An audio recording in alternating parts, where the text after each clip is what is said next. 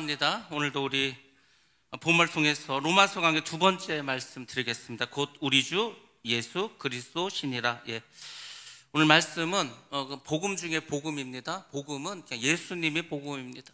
예수님 그분이 가장 복된 소식이라는 겁니다. 그래서 우리가 잘 알 수도 있고 또 새롭게 깨달을 수도 있는데, 오늘 말씀만 여러분들이 잘 들으면 여러분들은 기독교가 뭔지 또 예수를 잘 믿는 그런 성도가 될 수 있습니다. 말씀 잘 들으시고 변화되시기 바랍니다. 바울이 예수님을 주라고 고백을 했습니다. 그것에는 세 가지 의미를 담고 있습니다. 첫 번째로는 오직 예수님만이 섬김의 대상이다. 우리가 섬기는 대상은요, 돈도 아니고 귀신도 아니고 이 세상도 아니고 오직 예수님 그분이라는 겁니다. 그 예수님을 믿는 게 기독교지 않습니까? 그러니까 예수님이 우리의 주라는 것은 여러분들이 섬겨야 될 대상이 오직 예수님밖에 없다는 겁니다. 이것을 반드시 기억하시기 바랍니다. 종은 한 주인만 섬겨야 됩니다. 우리가 예수님의 종이라면서 다른 신을 섬기면 되겠습니까? 다른 사람을 섬겨서 되겠습니까? 물질을 섬겨서 되겠습니까? 안 됩니다. 우리는 오직 주님만을 주인으로 섬겨야 됩니다. 예수님도 말하지 않았습니까? 하나님과 돈을 겸하여 섬길 수 없다고, 두 주인을 섬길 수 없다고. 우리는 오직 주님만이 우리의 주인입니다. 그분만을 섬기고 또 그분이 우리의 섬김의 대상입니다. 두 번째는 예수님의 뜻대로 살아야 된다는 겁니다. 이 종이라는 게 헬라어로 둘로스라는 단어를 쓰는데, 이 둘로스는요 자기 뜻이 없습니다. 자기 생각도 필요 없고 자기 뜻도 다 소용이 없습니다. 이 사도 바울이 이제 예수님의 종이 되지 않았습니까? 예수님의 뜻은 뭐냐면 이 바울을 통해서 이방인을 전도하는 거예요. 그래서요 바울은 자기 생각이 어떻든 자기가 어디로 가고 싶은 다 소용없고 예수님이 성령이 이끄신 대로 세계 전도에 자기의 모든 인생을 바쳤습니다. 왜? 그것이 주님의 뜻이었기 때문에. 종은 그냥 주님의 뜻만 잘 행하면 가장 착하고 선한 종이 되는 겁니다. 충성된 종이 되는 겁니다. 그래서 우리도 예수님의 뜻대로 살아야 합니다. 세 번째로는 우리에게는 처분권이 없다는 겁니다. 이게 참 중요한데 우리가 이것을 잘 못합니다. 우리는 어떤 걸 이렇게 하나님께서, 예수님께서 결제해 주지 않으면 어떤 것도 우리 마음대로 써서는 안 됩니다. 그 안에는 시간도 들어가고 돈도 들어가고 우리의 몸도 들어가고 우리의 자녀도 들어가고 우리의 모든 것이 다 여기에 들어갑니다. 모든 것은 주님의 것입니다. 우리는 주인이 아니고 청지기입니다. 청지기는요 주인이 사인한 것만, 결제해 준 것만 써야 됩니다. 자기 마음대로 함부로 막 쓰면은 그 주인이죠.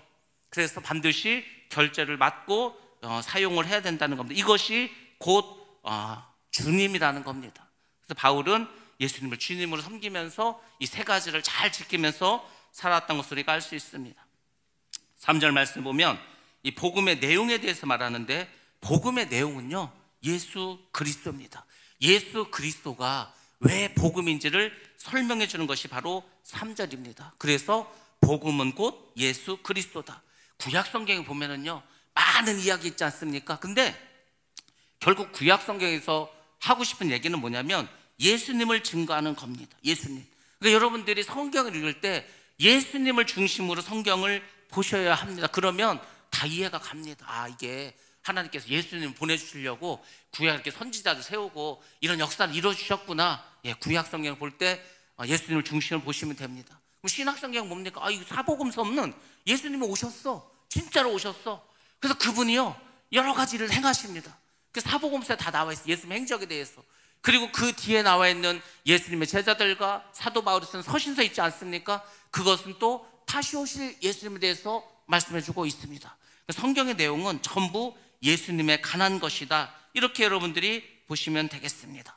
자, 그럼 예수님이 구체적으로 어떤 분이실까? 예수님은 성경에서 그 약속하신 대로 다윗의 후손으로 오신 분입니다. 성경에 약속된 메시아라는 거예요.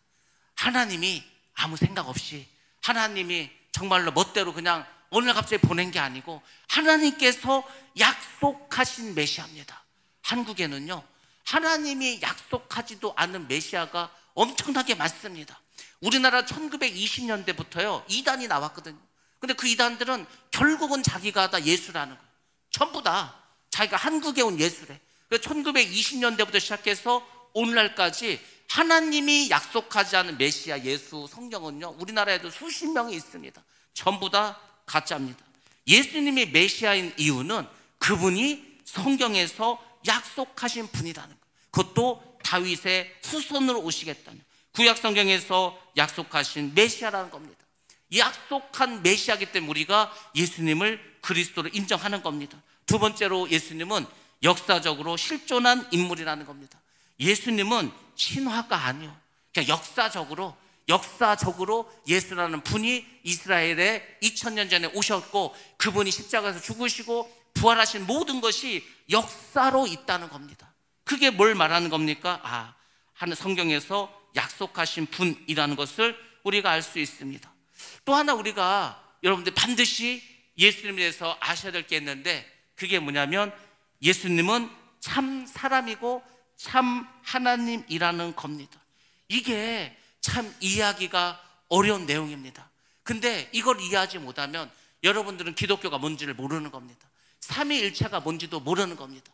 여러분들은 교회를 열심히 다녔지만 이것을 이해하지 못하고 이것을 깨닫지 못하면 도대체 여러분들은 예수를 그리스도로 정말 믿고 있는지 다시 한번 잘 생각해 보셔야 합니다. 예수님은 참된 인성을 가지고 있습니다. 사람이라고, 사람. 그래서 예수님도 항상 자신을 표현할 때 뭐라고 합니까? 인자라고 하지 않습니까? 인자, son of man, 사람의 아들, 인자, 사람이라는 겁니다. 예수님께서는 육신을 입고 이 땅에 오셨습니다. 만약에 예수님이 육신을 입고 이 땅에 왔다는 것을 부정하면 이단이 되는 겁니다. 초대교회에 그런 이단이 많았습니다. 예수님이 실제로 육신을 입고 온 게 아니고 우리가 본 예수는 가짜라는 거예요. 가연설, 가짜로 육신을 입은 게 아니라 영인데 우리가 그것을 육신으로 오해했다라고 주장하는 이단들이 있어요. 여기 참 이단이 신기한 게요, 무슨 말을 하면은 반드시 믿는 사람이 있습니다. 가짜 뉴스를요, 어떤 사람이 자기가 가짜로 뉴스를 만들어서 퍼뜨렸어. 그랬더니 사람들이 막 다 믿어버리는 거예요. 신기할 정도로. 자기가 가짜로 소설을 썼는데 사람들이 다 믿어. 그것도 문제고요. 예수님이 육신을 입고 오셨는데 그 육신을 입고 온 예수님을 부정한다, 그러면 그것은 큰 이단이 되는 겁니다. 그래서 이것을 반드시 여러분들이 이해하셔야 됩니다. 자, 우리 말씀 한번 보겠습니다. 요한이서 7절 말씀 한번 보겠습니다. 요한이서 7절 시작. 미혹하는 자가 세상에 많이 나왔나니 이는 예수 그리스도께서 육체로 오심을 부인하는 자라. 이런 자가 미혹하는 자요 적 그리스도니. 아멘. 예, 미혹하는 자가 나왔고 적 그리스도와 같은 그런 역할하는 사람이 이미 초대교회에 있었는데 그들이 말하는 게 뭡니까? 그리스도께서 육체로 오심을 부인합니다.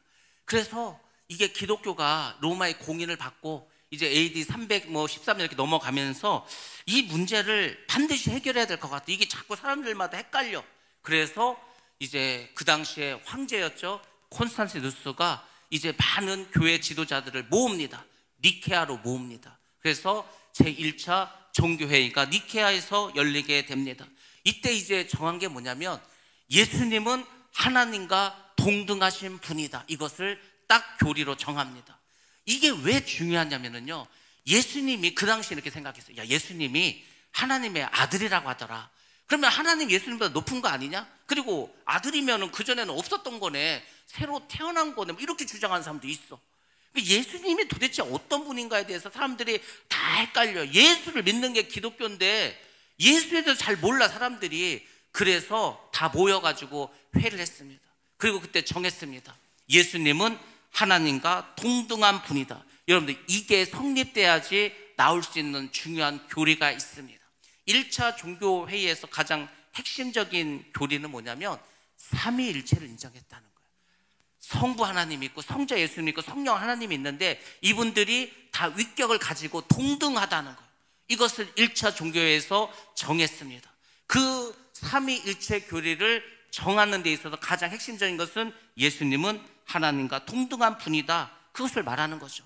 그리고 또 1차 이 종교에서 중요한 걸 또 하나 정했는데 부활절을 정했습니다. 부활절. 이 부활절을 막 아무 때나 지내니까 안 되겠어. 부활절을 정하지. 여러분, 혹시 부활절을 어떻게 정하는지 아십니까? 부활절 어떻게 정합니까? 부활절.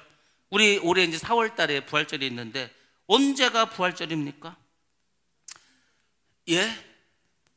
그러니까 이제 교회는 오래 다녔는데 그냥 부활절 언제 교회에서 지낸다 그러면 지내나 보다 생각하죠.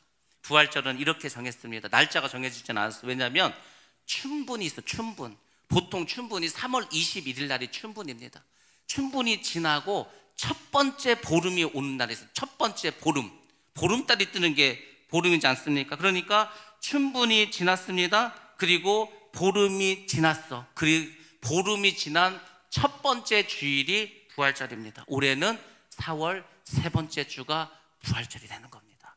그러면 그 부활절을 기준으로 해서 주일을 빼고서 40일 동안 지키는 게 사순절입니다. 그래서 3월 5일부터 우리가 사순절을 지키는 것입니다. 그것도 역시 1차 종교회에서 다 정한 것입니다. 2차 종교회도 중요해서 2차까지 말씀드리겠습니다. 콘스탄티노플에서 있었는데 이때는 예수님이 인성을 가지시고 신성을 가지셨던 것을 재확인하고 이제 더 이상 예수님의 인성과 신성을 부인한 건 전부 다 이단으로 규정해버리겠다고 한 게 2차 종교회의입니다. 그런 거 보면은 정말 예수님의 육체를 입고 오셨다는 게 이 초대교회에서 굉장히 중요한 핵심적인 사안이었던 것을 우리가 알 수가 있습니다. 예수님은 인성도 가지시고 신성도 가지셨습니다. 육신이란 말이, 이 육체란 말이 사르크스란 말인데 이것은 그리스도의 인성을 가르치는 말입니다. 예수 그리스도는 다윗의 자손으로 참 사람으로 탄생하셨습니다. 인간 태어나셔서 33년을 우리와 같은 몸을 가지시고 사셨다는 거죠. 근데 예수님은요, 다윗의 후손으로 육신만 가지고 태어난 게 아니고 그분도 영을 가지고 태어나셨다는 겁니다. 그러니까 몸과 영혼을 가진 참 사람이라는 거예요. 예수님은 영이 없다? 그것도 이단입니다. 사람은요, 몸이 있고 정신이 있고 영혼이 있습니다. 영혼육이 있는 게 전인체지 않습니까? 전체 인간 속에는 이게 다 있어. 근데 예수님은 또 영이 없다 이렇게 말하면 그것도 이단입니다. 예수님은 완전한 인간이다. 이것을 여러분들이 반드시 기억하셔야 됩니다. 그래서 예수님은요, 우리가 똑같이 육체를 입으셨기 때문에 피곤하시기도 했습니다. 피곤하셨죠? 또 식욕을 느껴 배가 고플 때도 있었습니다. 그러니까 예수님은 우리 인간이 느낄 수 있는 모든 고통을 다 느끼시는 거예요. 마음도 아프고 마음도. 제자들에게 배신당했을 때 얼마나 마음이 아팠겠습니까? 예수님은 우리가 느끼는 모든 감정도 다 느껴. 육체의 모든 고통도 다 느껴. 그러니까 십자가에서 얼마나 아프셨겠습니까? 그 예수님께서 육체를 입었다는 건 뭐냐면 우리 인간의 모든 고통을 그분이 다 담당하고 지시겠다는 의미예요. 만약 예수님이 정말로 영으로만 왔어, 아니면 예수님이 왕으로만 왔어, 고생을 하나도 안 하고 그냥 우리의 구세주로 왔어, 그분이 우리를 이해할 수 있겠습니까? 예수님은 태어날 때부터 가장 낮은 곳에서 말구유에서 나셨습니다. 정말 어렸을 때 고생해서 컸죠. 유대인으로 잘 먹지도 못하고 고생하고 컸어. 공생의 3년도 고생의 연속이었습니다. 그리고 마지막 십자가에서 큰 고통을 지시고 죽으셨습니다.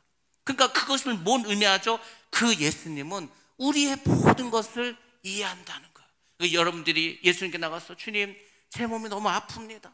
너무 고통스럽습니다. 그럼 예수님께서 그래, 내가 너의 그 아픈 몸을, 너의 그 고통을 내가 다 이해하고 나도 알고 있다. 이해하신다니까요.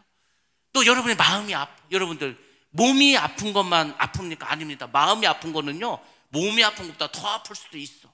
근데 예수님은 그 마음의 고통도 아셔.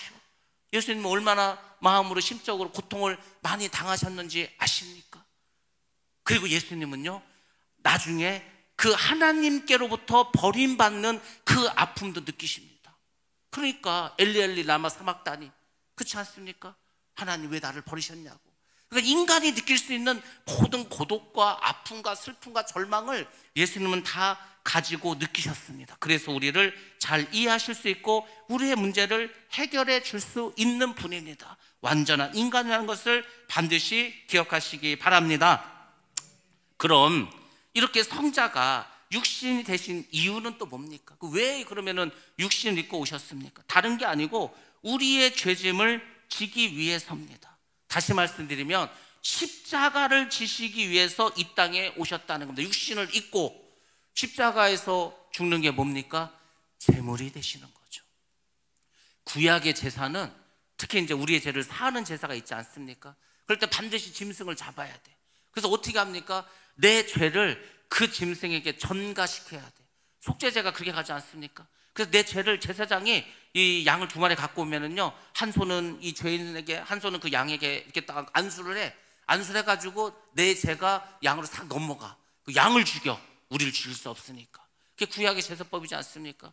그러니까 예수님은 제물이 되기 위해서, 하나님의 어린 양이 되기 위해서, 우리의 모든 죄를 다 담당하시기 위해서, 모든 사람의 모든 죄를 담당하시고 십자가에서 죽으셨죠. 근데 영으로 와서 죽을 수 있습니까? 육신을 입어야지, 피를 흘려야지, 죽임을 당해야지.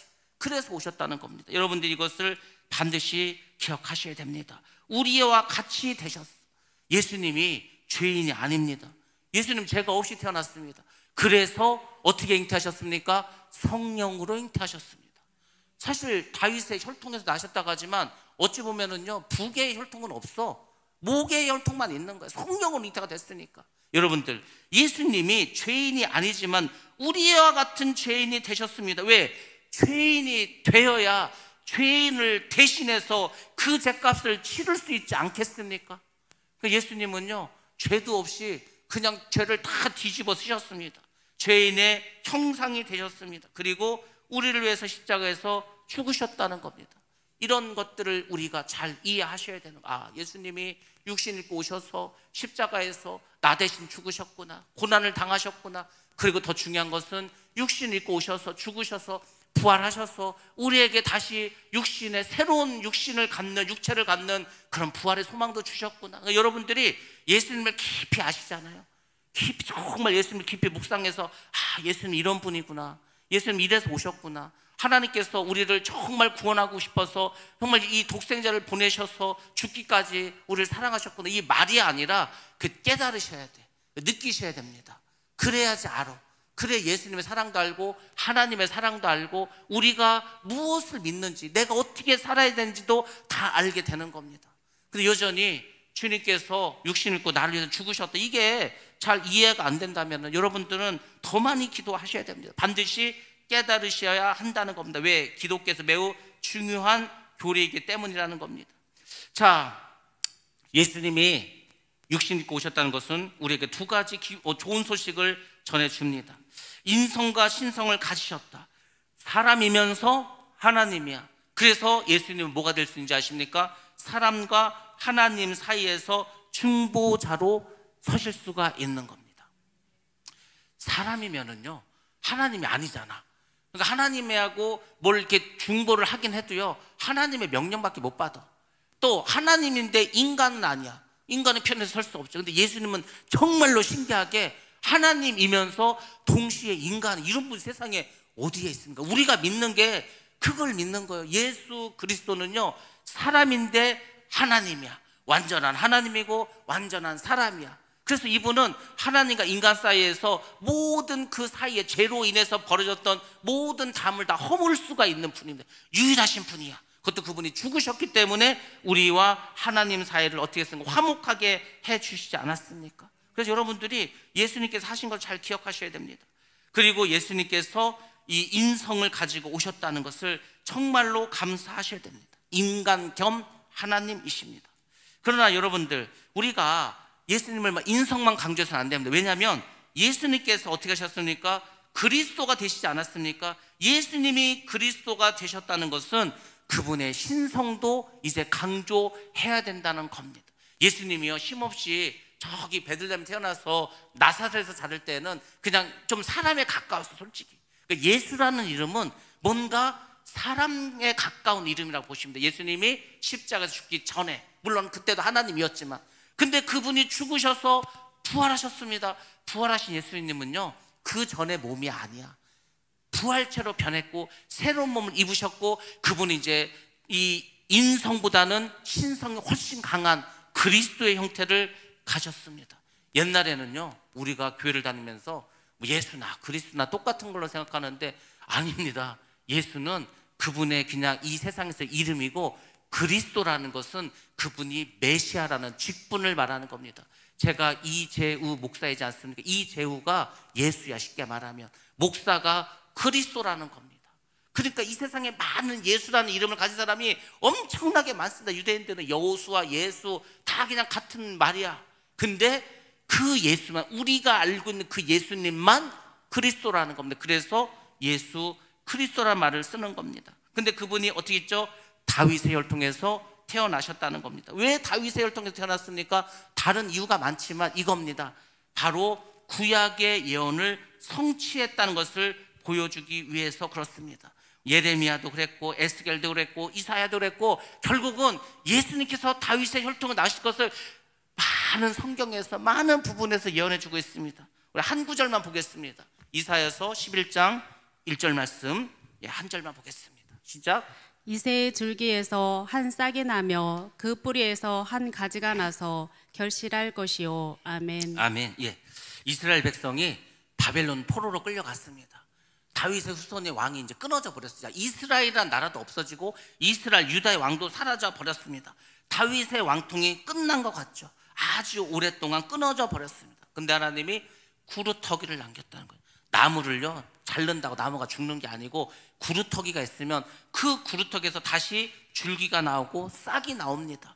예수 그리스도가 이 무너진 끊어진 것과 같은 다윗의 그 왕조에서 어떻게 했습니까? 다시 나셨다는 거죠. 거기서 다시 왕손인 예수님이 나셨습니다. 가지란 말이 히브리어로 네체르란 말을 씁니다. 이것은 마태복음에 나와 있는 그 나사렛을 생각하시면 됩니다. 또 결실을 맺었다고 하지 않습니까? 히브리어로 이프레라고 하는데 베들레헴이라고 보시면 됩니다. 다윗의 후손으로 오셔서 나사렛에서 자르시고 베들레헴에서 이제 태어나셨다.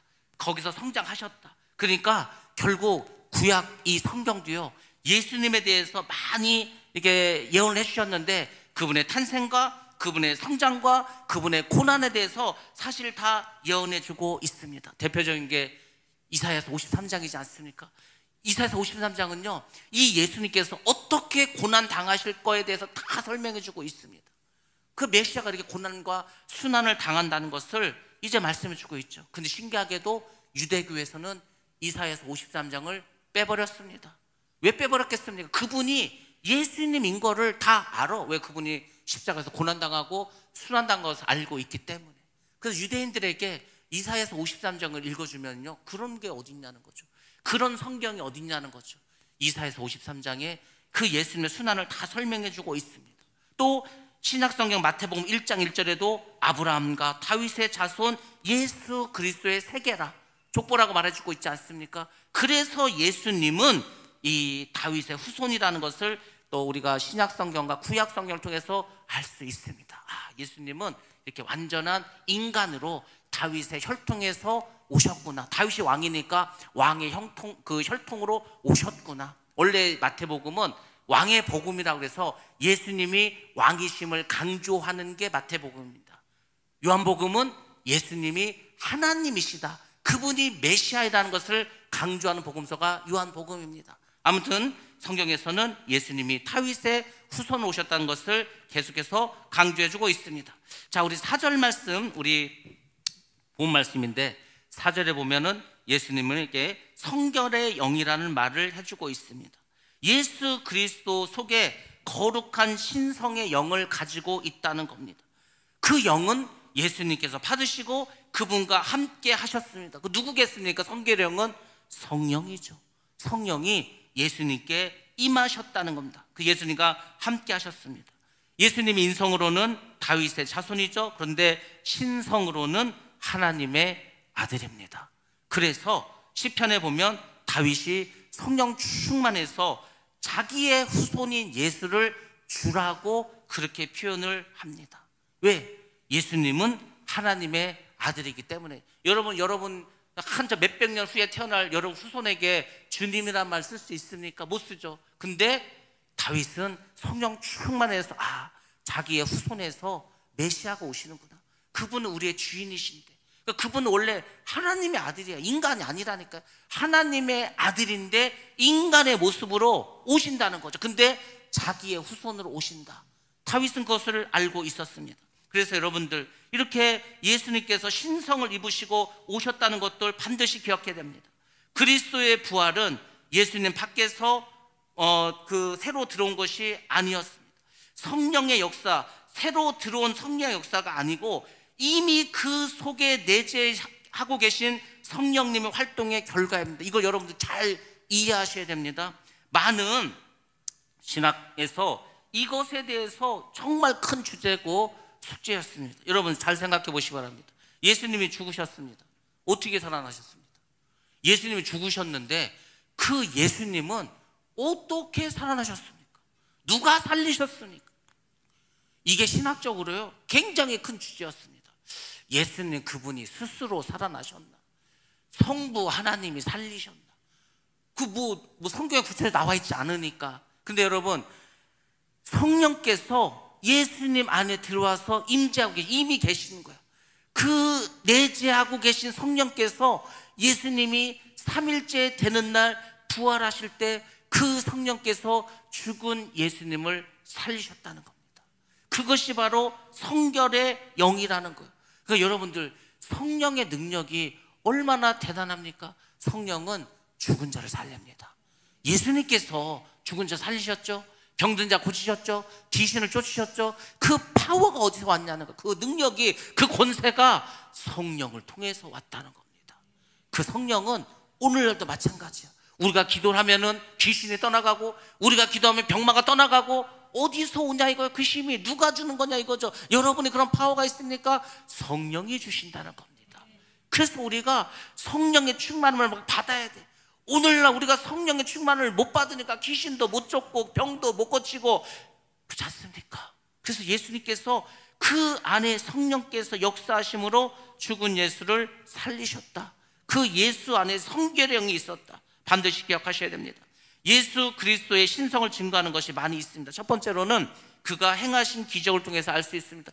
예수님이 기적을 많이 행하시지 않았습니까? 그 사람이 할 수 있습니까? 오병이의 기적 어떻게 일으키겠습니까? 죽은 나사를 어떻게 살립니까? 예수님의 신성을 가지고 있기 때문에, 성령께서 그 속에서 역사하시기 때문에 사람으로는 할 수 없는 기적과 표적을 많이 나타내셨습니다. 그것을 통해서 예수님은 하나님이구나. 그 요한복음에 나온 에고엠이 있지 않습니까? 다 하나님이라는 증거입니다. 두 번째로는 그의 부활하심입니다. 예수님 그분의 죽음과 부활, 이것이 복음의 가장 기본적인 사실 중에 사실입니다. 이 부활을 빼고는 기독교를 말할 수 없고, 부활을 빼놓고는 그리스도도 말할 수 없고, 부활을 빼놓고는 복음도 말할 수가 없습니다. 우리에게 가장 소중한 게 있다면 부활입니다. 우리가 가장 붙잡아야 될 것은 부활의 소망이라는 겁니다. 부활하지 못하면요 지옥 갑니다. 여러분들, 물론 우리가 다 심판대 앞에는요 죽은 자를 다 살아나, 다 부활시켜. 근데 이유가 있습니다. 그렇게 부활시켰어요. 믿는 자들은 천국 보내려고 하는 거고, 그 다음에 믿음이 없는 사람은 다 지옥 보내려고 하는 겁니다. 여러분들, 우리가 주님 안에서 부활한 사람은 생명이 그 안에 있기 때문에, 영생을 받았기 때문에 구원함을 받고 천국에 가는 것입니다.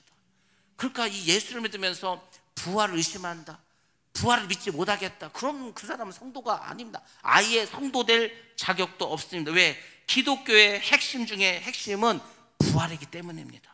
여러분들, 그의 죽음과 부활이라는 이 성경 말씀이 헬라어 원어에는요 죽은 자들의 부활이라고 나와 있습니다. 왜 죽은 자들의 부활이라고 하겠습니까? 예수님만 부활할 것이 아니라는 겁니다. 예수님이 부활하셨다는 것은 예수를 믿는 모든 성도들도 부활할 것이라는 것을 이미 성경에서 말씀해 주고 있습니다. 그러면 여러분, 죽음을 두려워하지 마시기 바랍니다. 예수 안에서 죽은 자들은 다 부활해서 천국에서 영원히 살아가게 될 줄로 믿습니다. 그 예수를 믿는 거, 다른 예수 믿습니까? 예수 믿어서 잘 먹고 잘 살고 돈 많이 벌고 출세하고 이래서 예수 믿는 게 아닙니다. 그 귀신도 해줄 수 있어. 그거는 귀신이요 다 사람 속여가지고 돈도 벌게 하고 대통령도 시켜주고 다 합니다. 근데 중요한 것은 그 귀신은요 부활하지 못합니다. 영생을 주지 못합니다. 구원시키지 못합니다. 오직 하나님의 능력으로 이 모든 것을 우리가 할 줄로 믿습니다.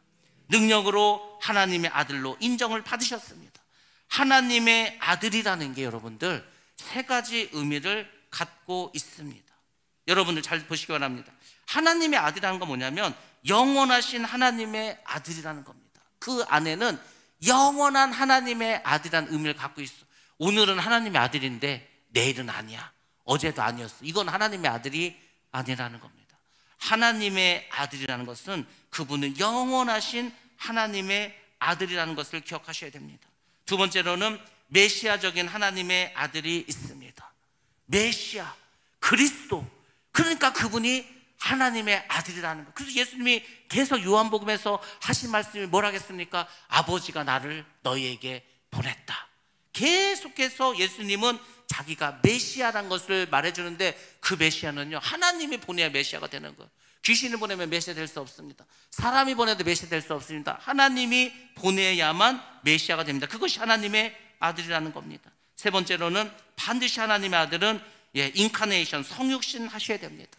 성육신 하지 않고서도 않으면은요, 하나님의 아들로 인정받을 수가 없습니다.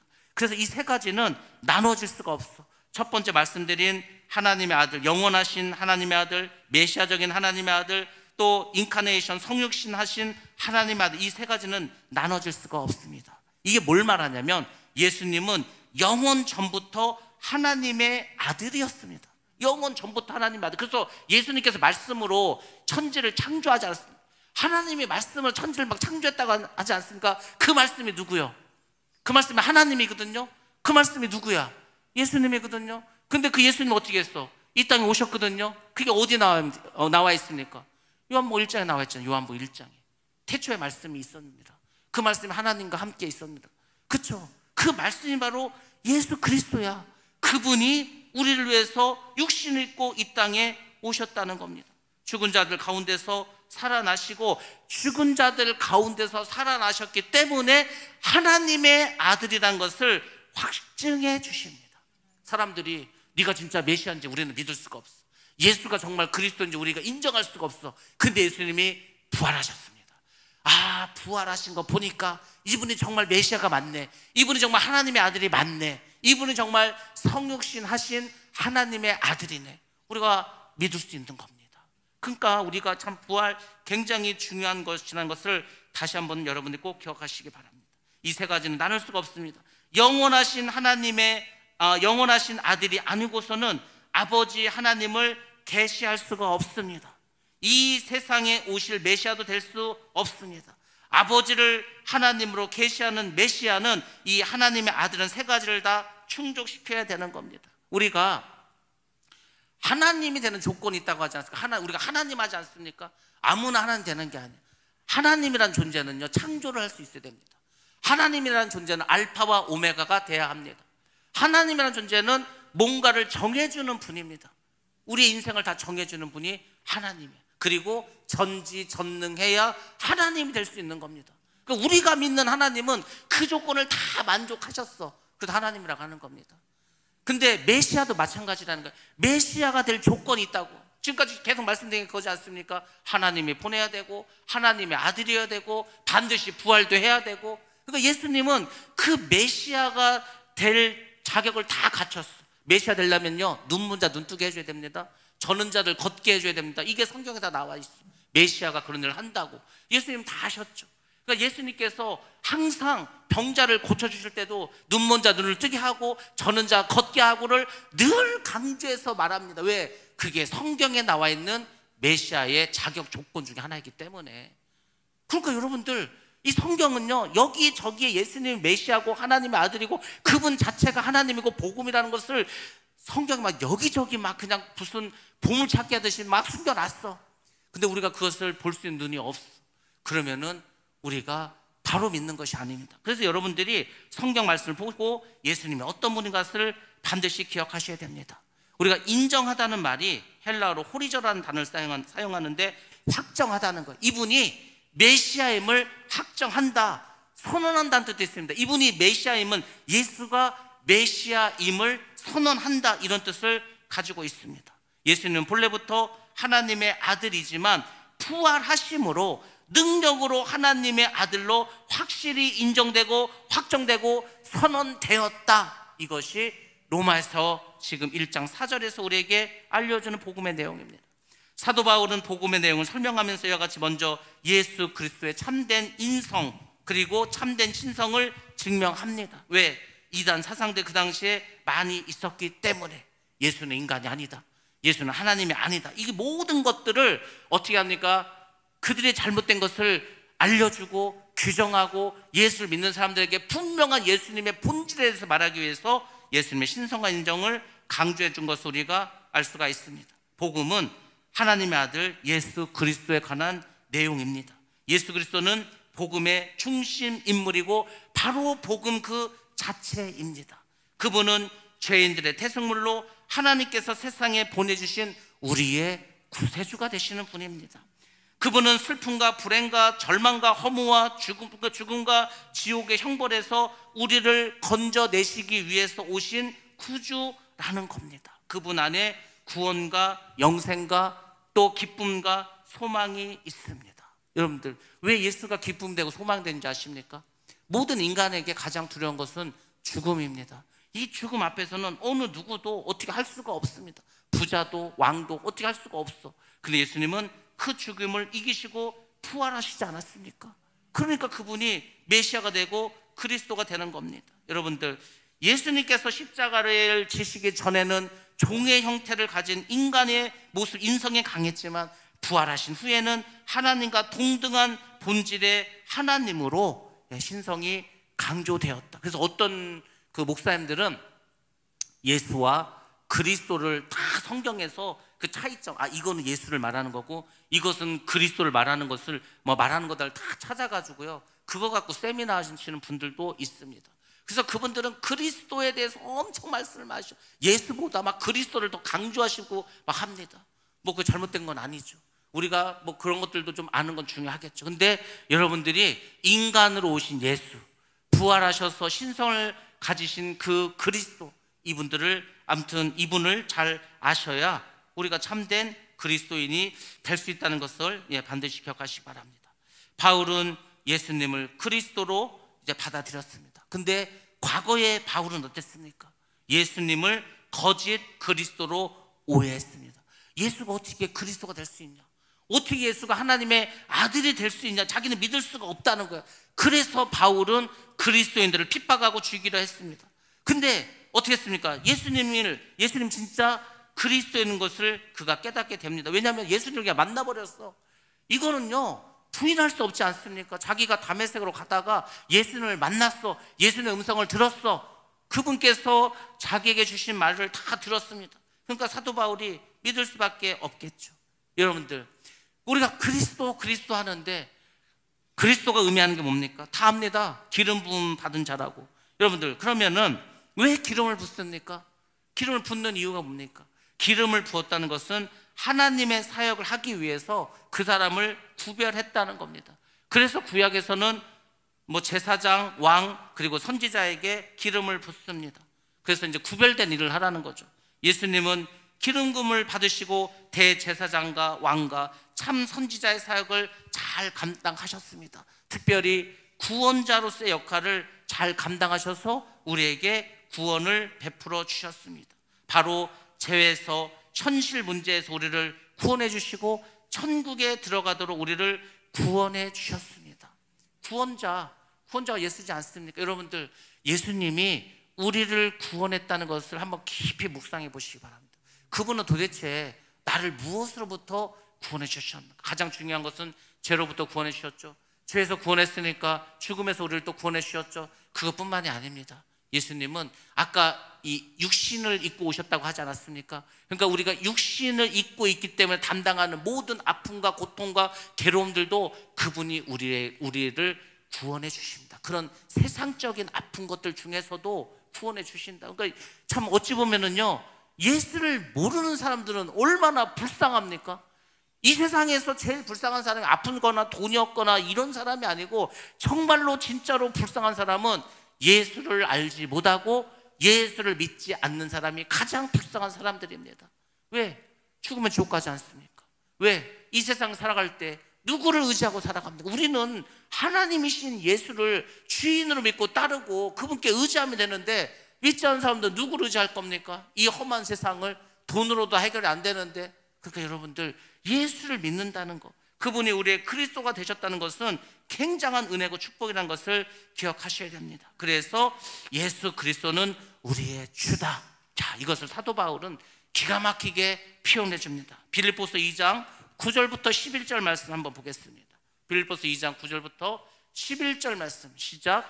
이러므로 하나님의 그를 지극히 높여 모든 이름 위에 뛰어난 이름을 주사 하늘에 있는 자들과 땅에 있는 자들과 땅 아래에 있는 자들로 모든 무릎을 예수의 이름에 꿇게 하시고 모든 입으로 예수 그리스도를 주라 시인하여 하나님 아버지께 영광을 돌리게 하셨느니라. 아멘. 아멘. 이 귀한 말씀입니다. 11절에 모든 입으로, 모든 사람으로 하여금 예수를 그리스도 주라 시인해가지고 하나님 아버지께 영광을 돌리게 하는 겁니다. 우리가 예수를 믿으면 하나님께 그 자체로 영광을 돌리는 겁니다. 하나님이 가장 기뻐하는 거는요, 누군가가 예수를 믿는 거야. 예수를 믿어서 하늘나라의 백성이 되는 겁니다. 뭐 우리가 예수를 믿어가지고 뭐 엄청난 일을 하고 교회를 막 수백 개 짓고 뭐 교회에서 봉사 엄청 많이 하고 뭐 이것도 참 귀한 일이죠. 가장 하나님께 영광을 돌리는 것은 우리가 예수를 믿는 겁니다. 그래서 하나님께서 가장 기쁘고 가장 복된 자로 보는 사람, 가장 크게 여기는 사람은요, 복음을 전해서 누군가가 예수를 믿게 하는 전도자, 그 사람을 하나님은 가장 기뻐합니다. 왜? 하나님이 가장 기뻐하는 일을 하는 사람이지 않습니까? 하나님 뭐가 아쉬워서 뭐 우리에게 뭘 원하시겠습니까? 바라시겠습니까? 그게 아니에요. 하나님은요, 하나님의 꿈은 다른 게 아니에요. 모든 사람들이 예수를 믿고 구원을 받는 거예요. 근데 참 하나님은 신기한 방법을 쓰셨어요. 그럼 하나님 전능한데 그냥 다 믿게 하지 뭐. 다 믿게 해서 다 저절로 천국 가게 하지. 근데 하나님은 그 방법을 쓰지 않았습니다. 하나님은요, 가장 비참하고 가장 사람들이 보기에 어리석은 십자가와 전도라고 하는 정말로 어려운 방법을 통해서 우리로 하여금 그 일을 하게 하십니다. 그래서 우리를 구별하시는 거예요. 예수를 먼저 믿게 하시고요, 예수 믿는 우리가 그 사역을 담당하도록 하는 거예요. 예수 믿는데 전도를 안 해. 그러면은요, 그 예수를 왜 믿습니까? 예수를 믿는 목적과 이유는 내가 구원을 받고 내가 구원을 받은 다음에 할 일은 복음을 전해서 누군가를 예수를 믿게 해서 누군가를 구원받게 해서 하나님께 영광 돌리는 게 가장 큰 사역인데 그거를 안 해. 선교도 안 해. 전도도 안 해. 그러면은요, 큰 문제가 생깁니다. 오늘 그 기아대책 이사회 모임이 있었습니다. 예배가 있었습니다. 비례교회에 있었는데 그 교회가 이제 교회를 새로 건축하지 않았습니까? 근데 이제 목사님이 설교하시면서 그 말씀 하시더라고요. 우리 교회가 빚도 많이 지고 교회 짓느라고 참 어렵다고 힘들다고. 근데도 선교비는 줄이지 않았다는 거예요. 대부분의 교회들이 돈 없으면 제일 먼저 뭐부터 줄인다고 했습니까? 선교비부터 줄여. 그러면요, 계속 다운됩니다. 하나님의 법칙이 그래. 근데 힘든데 어려운데, 야, 우리가 차라리 다른 돈 쓸 거를 줄이고 선교를 더 많이 하자. 그러면 하나님이 회복시켜 주십니다. 하나님은 그런 식으로, 인간의 방법이 아니라니까, 인간의 생각이 아니라니까, 하나님은 하나님의 방법으로 역사하고 계십니다. 우리가 어찌하든 내가 복음을 전해야 되겠다, 그 마음을 품으면은 성령이 그 사람에게 임하십니다. 성령이 임하는 것은 다른 게 아니고 복음을 전파하라고 성령이 임하시는 거거든요. 근데 복음을 전하지 않아, 성령이 임하지 않죠. 성령이 임하시면 어떻게 했어요? 너희가 권능을 받고, 권능 받고 할 일이 뭡니까? 예루살렘과 온 유대와 사마리아 땅끝까지 복음을 전파하는 거, 나의 증인이 되는 거, 예수의 증인이 되는 거지 않습니까? 그 증인의 삶을 살지 않아, 예수를 전하지 않아, 성령이 임하시지 않습니다. 뭐 성령이 임할 이유가 없지 않습니까? 뭐 성령이 뭐하러 임해서 복음도 전하지 않는데. 그러니까 여러분들이 잘 성경을 해석하셔야 됩니다. 성령을 왜 주실까?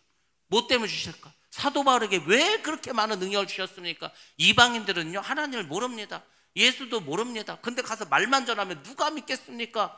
그러니까 막 엄청난 능력이 일어나는 거, 막 가는 데마다 이 막 도성에 홀라 막 소동이 일어나지 않아서 난리가 나는 거야, 난리가. 야, 어떻게 죽은 사람이 살아나고 귀신이 떠나가고 병든 자가 병 고치고 막 눈먼 자 눈을 뜨고 막 난리가 나지 않습니까? 그것이 바로 하나님께서 사용하신 방법이라는 겁니다.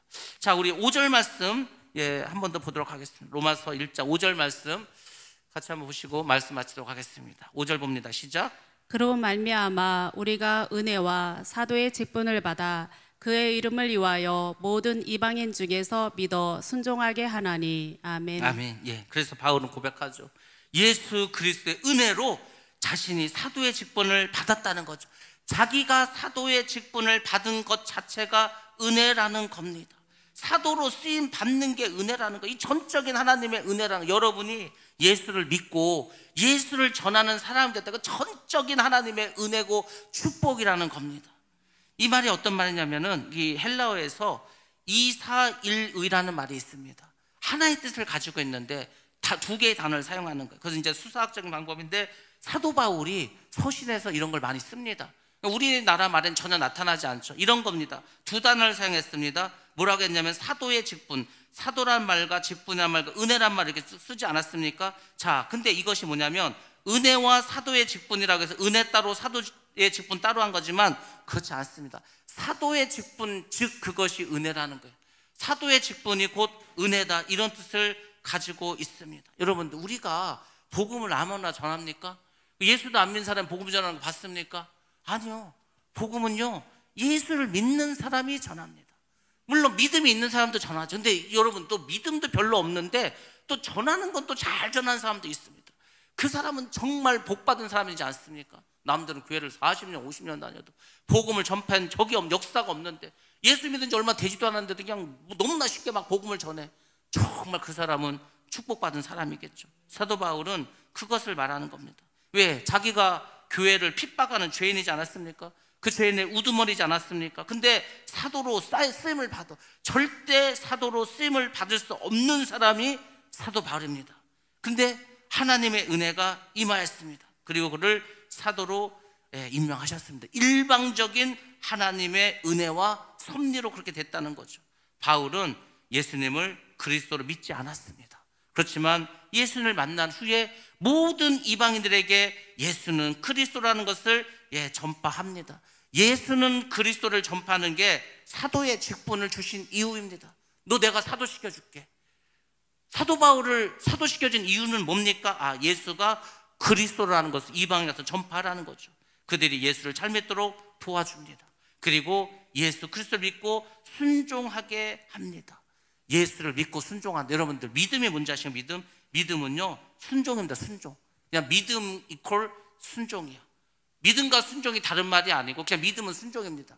근데 여러분들, 우리 잘 생각해 보시기 바랍니다. 우리가 착각하는 중에 이게 큰 착각을 하는데, 우리는 순종을 뭐라고 생각하냐면은 굉장히 무거운 짐이라고 생각합니다. 그렇지 않습니까? 근데 제가 그 주일날인가도 말씀드리지 않았습니까? 복종이라는 시를 제가 알려드리면서 남들은 다 자유를 살아가는데 나는 당신에게는 복종만 하고 싶다는 거예요. 당신께 복종하고 싶은데 복종하는 것은 가장 큰 행복이라는 거예요. 사도 바울이 그것을 깨달았습니다. 여러분들, 순종이요, 어려운 게 아닙니다. 무거운 짐도 안 돼. 순종이 뭔지 아십니까? 순종은 나의 모든 짐을요, 그리스도에게 옮기는 게 순종입니다. 수고하고 무거운 짐진 자들아 다 내게로 오라. 내가 너희를 쉬게 하리라. 수고하고 무거운 짐을 주님께 다 던져줘. 그게 뭐라고요? 순종이야. 그게 뭐라고요? 믿음이라고. 믿음은 그냥 하나님의 막 이거 해라 저거 해라 막 하기 싫은 거 억지로 시키는 걸 우리는 순종이라 착각하는데, 그게 아니고 우리의 모든 마음의 짐과 육신의 짐과 모든 이 세상의 짐을 다 주님께 던지라는 거야. 그게 순종이고 그게 믿음이야. 여러분들, 왜 지금 인생이 고달픈지 아십니까? 안 던져. 수고하고 무거운 짐자들 다 오라며 안 가. 그러니까 내가 지고 있는 거야. 내가 다 하려고 하니까 어렵지 않습니까? 내가 다 감당하려고. 왜 여러분이 그걸 감당합니까? 하지도 못하고 할 수도 없으면서. 그러니까 저는요, 어떤 문제가 있으면은 제가 이제 할 생각이 하나도 없어. 그냥 기도만 합니다. 하나님이 알아서, 하나님의 뜻이면 하나님이 하실 테고, 하나님 뜻이 지금 아니면 나중에 하실 테고, 하나님 뜻이 아니면 아예 안 하실 테고. 그러니까요, 뭐 걱정도 안 합니다. 뭐 걱정한다고 제가 뭘 할 수 있겠습니까? 걱정도 안 하고 그냥 뭐 크게 뭘 이렇게 계획하지도 않고 그냥 기도만 하는 거예요. 그리고 하나님께 맡기는 겁니다. 맡기는 게 믿음이라고 했으니까. 여러분들, 순종에 대해서 다시 한번 생각하시기 바랍니다. 순종은 하나님께 나의 모든 것을 던진다. 그래서 그것은 고역이 아니라 우리에게 안식이라는 것을 기억하시기 바랍니다. 사도 바울은 이방인에게 믿음에서 비롯된 순종을 가르칩니다. 예수님께 믿음의 뿌리를 깊이 내리면 우리는 어떤 시련이 와도 흔들리지 않습니다. 왜 흔들립니까? 믿음의 뿌리가 약하니까 흔들리는 겁니다. 예수 그리스도를 마음으로 믿고 입으로 시인하면 구원을 받습니다. 우리가 예수님을 믿는다면 우리는 예수님께 순종해야 합니다.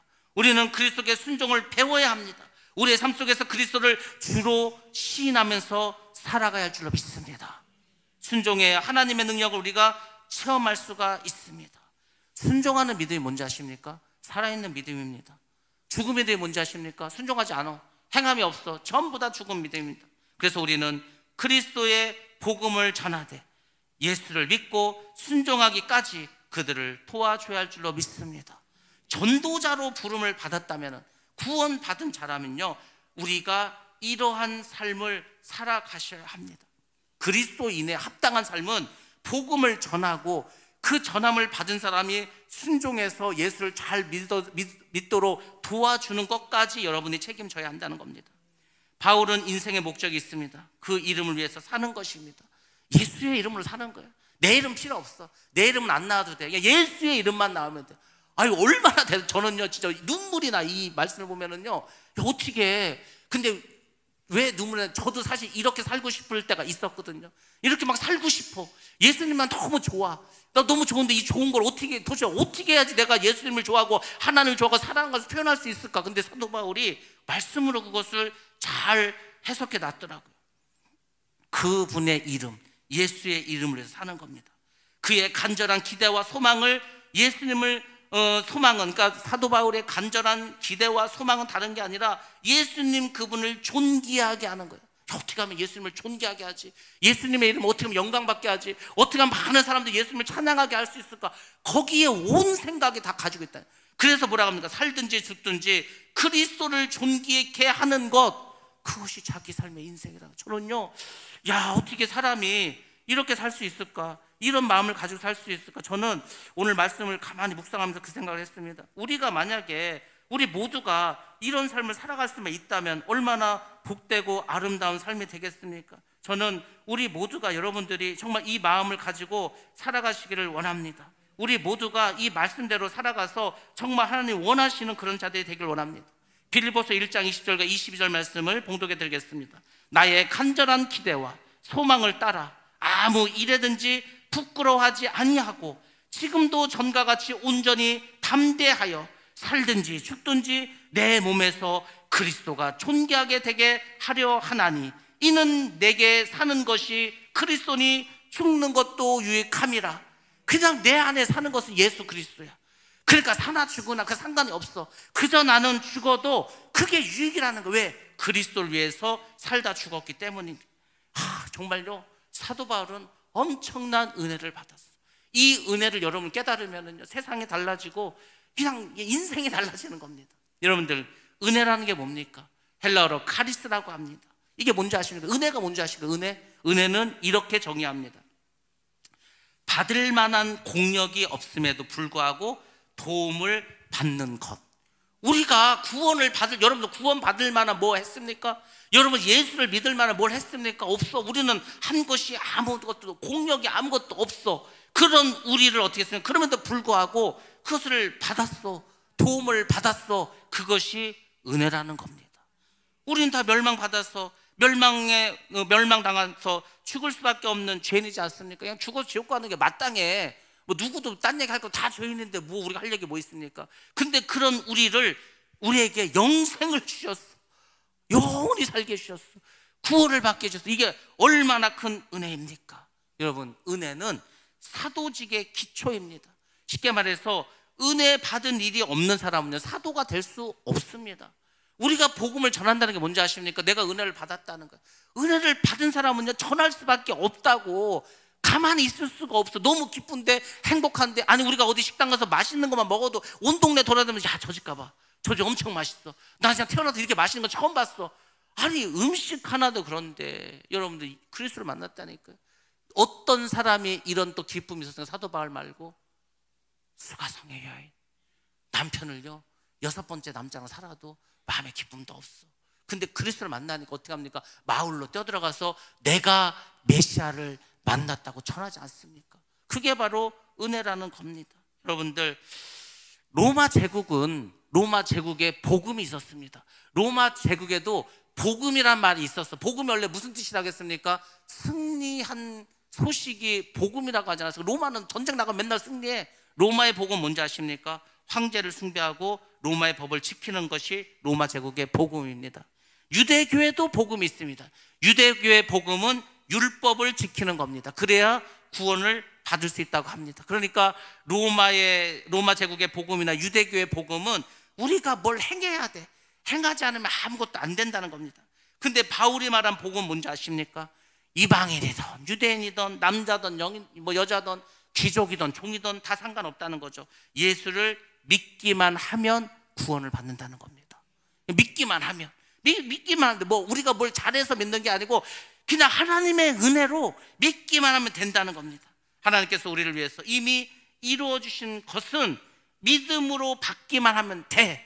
하나님께서 이미 우리를 구원하려고 작정하신 그것을 믿기만 하면 우리는 구원을 받는다는 겁니다.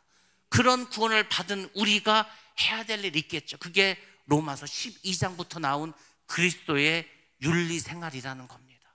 우리가 윤리를 잘 지키고 도덕을 잘 지켜서 구원을 받는 게 아니고, 이렇게 죄인 중에 죄인 우리가, 지옥 갈 수밖에 없는 우리가 하나님의 철저한 은혜로 구원을 받았으니 그 은혜에 감사해서 복음을 전하고 선하게 살자, 말씀으로 살자, 겸손하게 살자, 이것이 그리스도인의 삶일 줄로 믿습니다. 교회를 오래 다녀서 그리스도인이 아니고요, 헌금을 많이 해서 그리스도인이 아니고요, 봉사를 많이 해서 그리스도인이 아니고, 이것을 깨닫는 자가 그리스도인 줄로 믿습니다. 우리 모두는 은혜를 받은 자입니다. 또 어떤 사람들은 전도자의 사명을 받은 사람도 있습니다. 사도와 같은 역할을 하는 사람도 있습니다. 그것도 하나님의 은혜입니다. 그 은혜를 받은 사람이 구원을 받는 겁니다. 바라기는 우리 모두가 정말 구원받아서 정말 이 생명의 복음을 많은 사람에게 전해서 그들이 예수를 잘 믿도록 도와줘서 여러분의 이름이 생명책에 기록되고 여러분이 사나 죽으나 오직 예수 그리스도 그분만이 존귀케 되는 그 일에 최선을 다하시기를 주님의 이름으로 축원합니다.